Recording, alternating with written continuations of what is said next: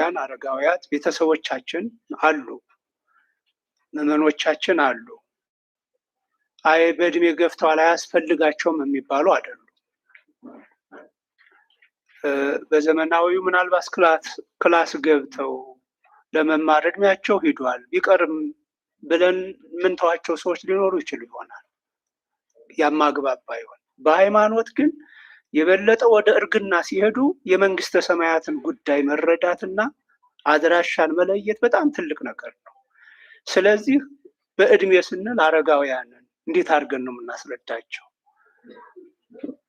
በመካከለኛው እድሜ በጎልማሳነት አሉ፣ በወጣትነት አሉ፣ በህፃንነት አሉ። በዚህ እድሜ ውስጥ ያሉትን ታሳቢ ያደረገ ሞጅል አዘጋጅቶ ማስረዳት ማሳወቅ በጣም ለነገ የማይባል የሁላችን ስራ መሆኑን ልንወስደው ይገባል።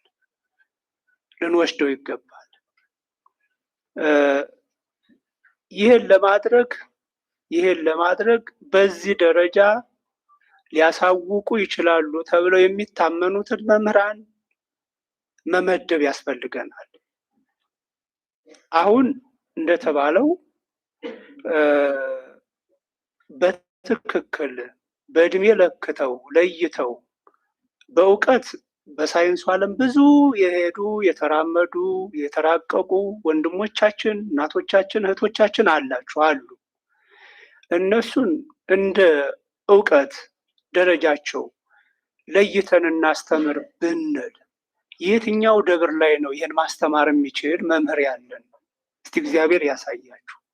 የትኛው ደብር ላይ ሰው ቀጥረናል? የትኛው ደብር ላይ መድበናል? አገልጋዮች እንደተሟሉ ይታመናል። አሁን በብዙዎቻችሁ ይህን ያህል ቀዳሽ ቄስ አለ፣ ይህን ያህል አመልጣኝ መርጌታ አለ፣ አገልግሎቱ ከዚህ አኳያ የተሟላ ነው ብሎ መደምደም፣ ምንም ክፍተት እንደሌለ አለማወቅ።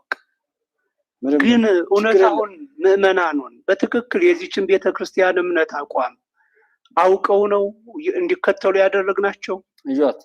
አሁን ወጣቶችን ይዘናቸዋል፣ ህፃናትን ቀርጸን አሳድገናቸዋል። ይሄ ያልሆነው ደግሞ በዚህ ዘርፍ የተመረቁ ባለሙያዎችን መመደብ አልቻልንም። በቀዳሽ ላይ ቀዳሽ ነው የምንጨምረው፣ በአመልጣኝ ላይ አመልጣኝ ነው የምንጨምረው። ይገባል ያን። በእርግጥ ግን መሰረተ እምነቱን ማን ያስተምር? ደጋግሜ በሄድኩበት ሁሉ እላለሁ። አሁን አይደለም ምዕመናኑ ይቅርና አሁን ያላችሁት ካህናት እንደው ቁሙና የኢትዮጵያ ኦርቶዶክስ ተዋሕዶ ቤተክርስቲያን የእምነት አቋም ምንድን ነው እንደው የሚል ጥያቄ ቢመጣ እንደው የሚዘረዝርልኝ ያለ እውነት ለመናገር እስኪ ንገሩን። ኦርቶዶክስ ማለት ክርስቲያኖች አሉ፣ በተለያየ ስም የተደራጁ በኦርቶዶክስ ትጋለቡ ሰዎች ነው እሳቸው ይኖራሉ። እኛም ክርስቲያኖች ነው የምንለው። ከሌላው ክርስቲያን እኛ የምንለየው በምንድን ነው? ብዙ ኦርቶዶክስ የሚባሉ አብያተ ክርስቲያናት አሉ። ከነዚህ ኦርቶዶክሶች እኛ የምንለየው በምንድን ነው? አይደለም አሁን ያላችሁት ምዕመናን ይቅርና አሁን የጠመጠማችሁት ተነሱና መስክሩ ብል እውነት ይህን የሚያብራራልን አለ? ታውቁት የላቅማችንን። ይህን ስል እየፈረድኩባችሁ አይደለም፣ ሰነፎች ናችሁ እያልኩ አይደለም። ያስገነዘባችሁ በዚህ ልክ ያደራጃችሁ የትምህርት ተቋም ስላልነበረ ነው። ግን በዚሁ መቀጠል አለበት ወይ ነው? በልማድ የአባቱ ነው መሄድ፣ በልማድ እኔን ያህል ንስሐ ልጅ አለኝ ብሎ መሄድ፣ በልማድ መቀደስ የት ያደርሰናል ብላችሁ ነው? ከዚህ አኳያ እንደ ዋላ ወረዳ በጣም ልትወስዱት የሚገባው በቴዎሎጂ በነገረ መለኮቱ የተመረቁ መምህራንን ፈልጉ። ያስፈልጉናል የሚል ፍላጎት ይደርባችሁ። አሁን በኋላ እመጣበታለሁ።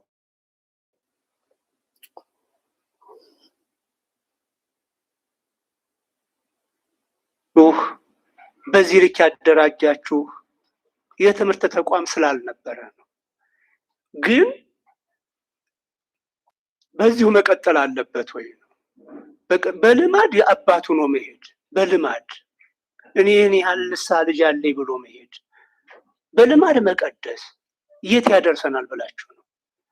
ከዚህ አኳያ እንደ ዋላ ወረዳ በጣም ልትወስዱት የሚገባው በቲዎሎጂ በነገረ መለኮቱ የተመረቁ መምህራንን ፈልጉ።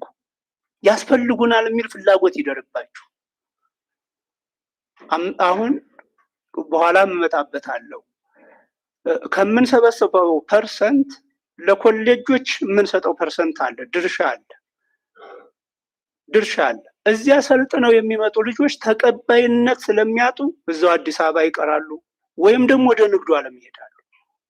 ተቀብለው ያስፈልጋሉ ብሎ የሚያስተማራቸው አካል በማጣታቸው በትርጓሜ የተመረቁ መምህራንን አስመርቀን በአግባቡ ቦታ ባለመስጠታችን መልሰው ወደ ንግድ ያዘነብሉብናል። መልሰው እንደገና የቀን ሰራተኛ ይሆኑብናል።